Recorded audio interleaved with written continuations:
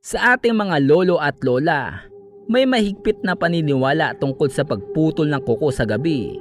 Sinasabing kapag pinuputol mo ang kuko mo pagkatapos ng dilim, nagbubukas ka ng pinto sa masasamang espiritu na nagdadala ng kamalasan. May kwento si Ana, isang estudyante na nagmadaling putulan ang kanyang kuko bago matulog. Pagkatapos niyang gawin ito, nakaramdam siya ng kakaibang lamig sa kanyang kwarto at may mga anino na parang gumagalaw sa sulok ng kanyang kwarto. Sino ang nandoon? Lumayas kayo! Pero walang sumagot. At sa halip ay naramdaman niya ang malamig na haplos sa kanyang balikat. Sabi ng matatanda, ang mga espiritu na ito ay sumusubok manakot sa mga lumalabag sa paniniwalang ito. May mga nagsasabi, kung patuloy mo itong gagawin, pwedeng sumama ang loob mo, magkasakit, o mawala ng swerte.